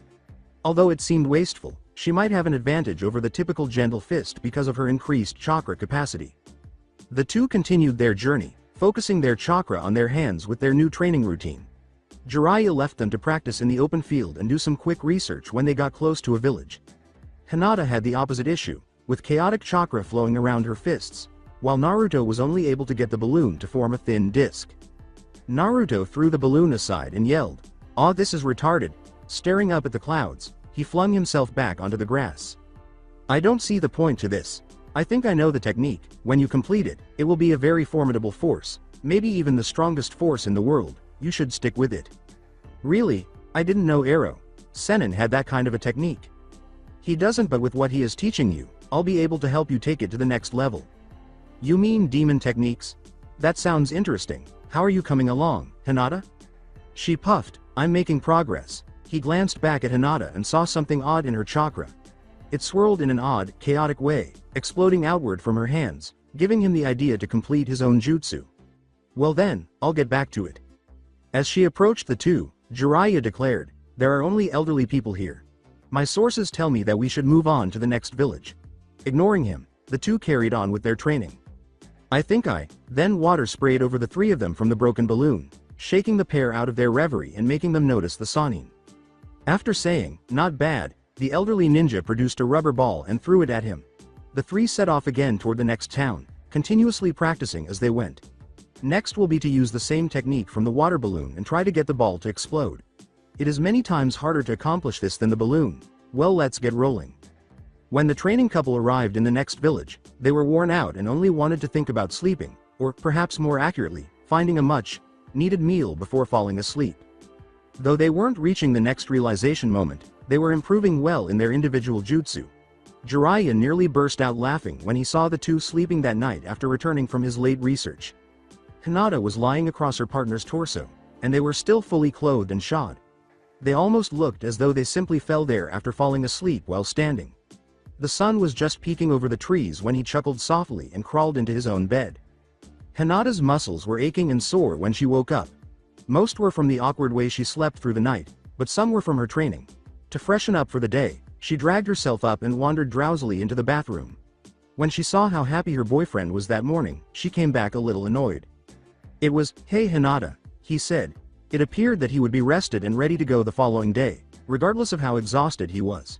She was unsure if that was due to his new Hanyu blood or if it was merely a Naruto thing. After giving it some thought, she concluded that it was the latter. "Good morning, Naruto-kun." She yawned in acknowledgement. Even though she had never been a morning person, their training was making it worse now. In a desperate attempt to further awaken, she yawned and rubbed her eyes, but it was ineffective.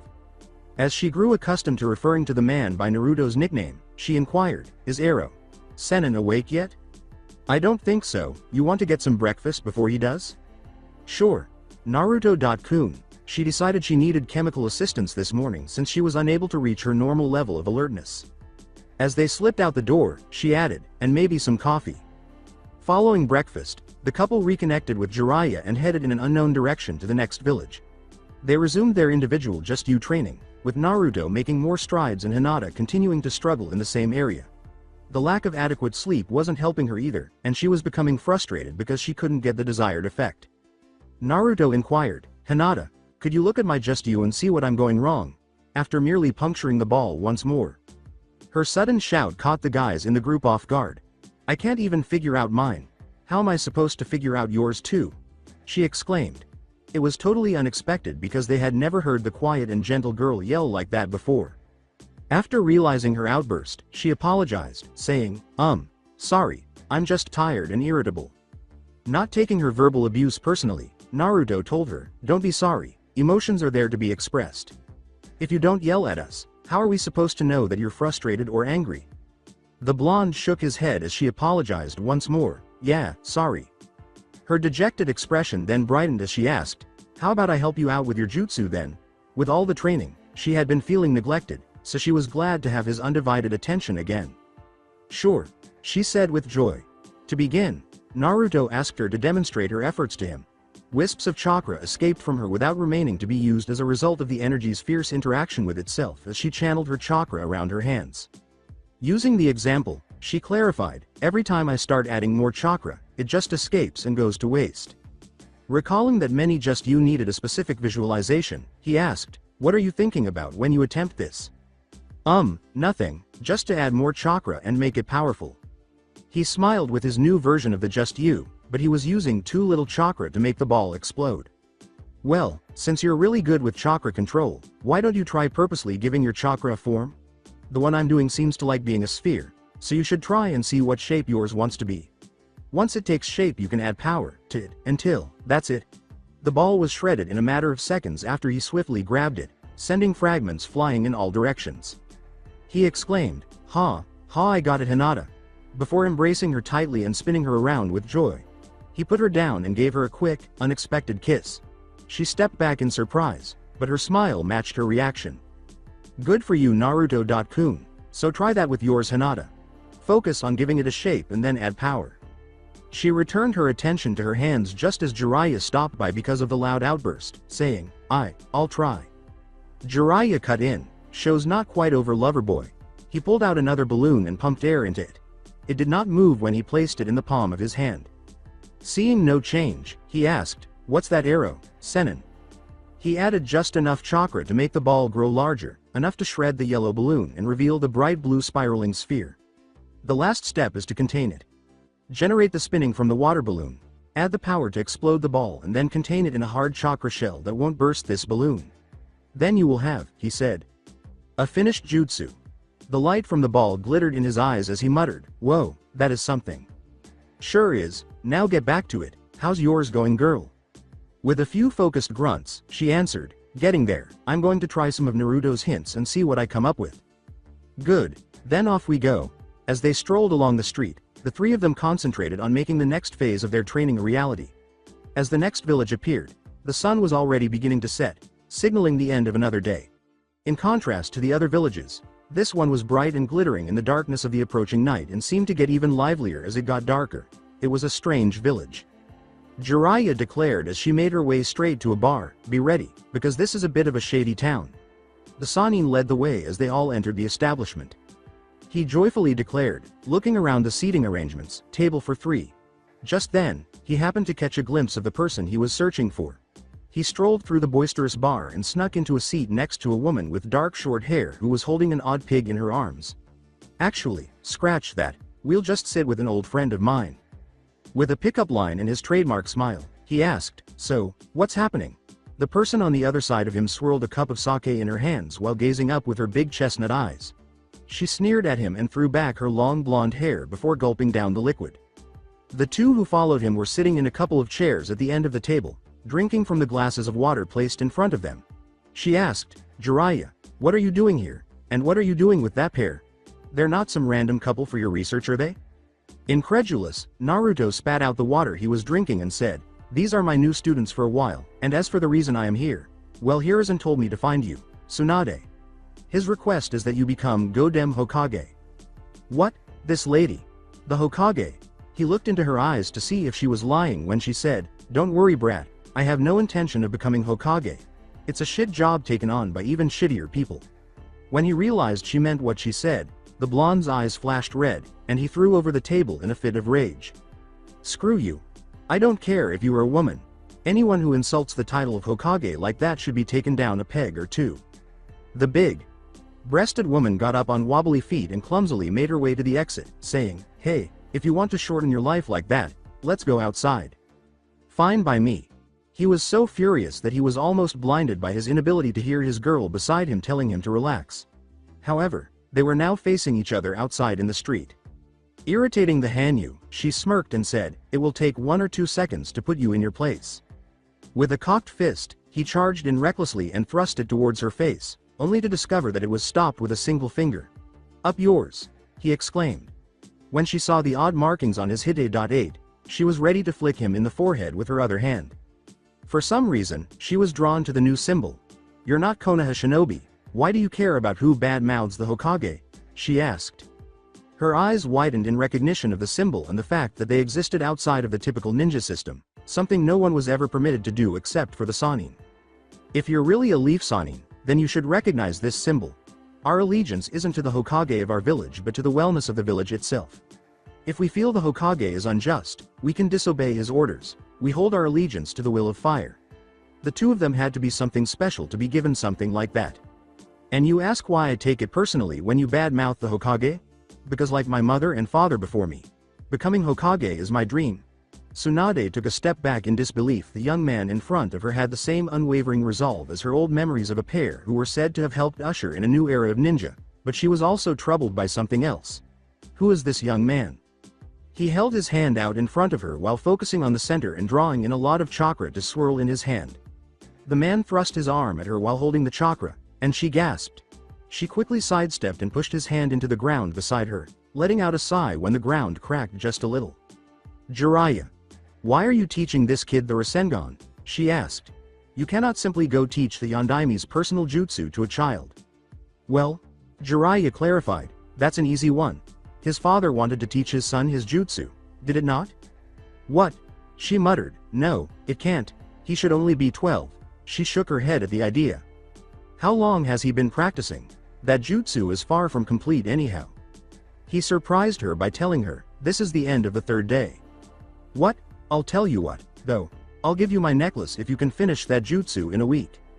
"So, this was my father's jutsu," Naruto stated gravely, holding out his open hand and examining his palm as he reflected on his life without parents, the love he had lost, the family he could have had, and the fact that all that was truly left of his parents was him and now Minato's jutsu. "I swear to you, I don't need your necklace or your week." He held the finished ball in front of him for everyone to see, shocking even his sensei with the incredibly quick mastery of the technique. "I swear to you that I will finish my father's jutsu right now." His palm was suddenly covered in his chakra and gathered to one point, tumbling and swirling within the chakra shell. holding and amplifying its power. So you're Naruto, you're him? She stepped in front of Naruto and embraced his form, letting her tears fall onto his shoulders. She could feel the breeze in the air, the same one, the same feeling she had that night when she had that winning streak. Tsunade began to cry at the sight of the blonde holding a Rasengan, which reminded her once again of the times before the event more than 12 years ago occurred, when she was still hanging around Konoha and before her beloved died, when even she believed in the will of fire. The Rasengan vanished from his grasp and settled on her back. All right, I'll be Hokage as long as you swear to take the role from me when the time is right. Yeah, I promise. Ahem, coughed a sweet voice, breaking their embrace, and he turned to see Hinata, crossing her arms in front of her and tapping her foot with a disgruntled expression. Come on, Hinata, you can't be angry that Chan hugged me. Who are you referring to as old? The woman who had just been embracing him became enraged and gradually tightened her arms around his body. Tsunade grinned and let her prey fall to the ground when Hinata reminded her that she doesn't look that much older than we do. You're a Hyuga, right? I like you. Interesting, what is a Hyuga doing out here with a pervert and this moron? Hinata nodded. That moron is mine, so I suggest you take your name calling elsewhere, Chan. Hinata's complete 180 degree turn startled Tsunade, primarily because she expressed her opinions without resorting to the never-ending jargon that their clan was known for.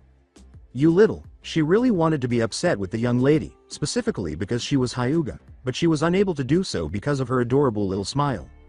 She looked away and crossed her arms, saying, so you're an item, fine, but you should really call me Hokage, Sama. In an attempt to keep things amicable, Jiraiya said, okay, sure, it's all settled then, now let's go back in for a drink. She reminded him, you're buying you lech, and returned to the bar to enjoy a night of drinking. Still arguing his point to his little Hyuga, Naruto said, you know she's like 50. Yes, but do you want me to go give Senin a hug? His jaw dropped. Apparently, Hinata had one again. She took his hand and dragged him alongside her as they walked into the bar behind the two Sanin. So that's it for today. I hope you guys enjoyed it. Don't forget to like, share and subscribe to the channel for more awesome stories like this. Thank you. See you all in my next video.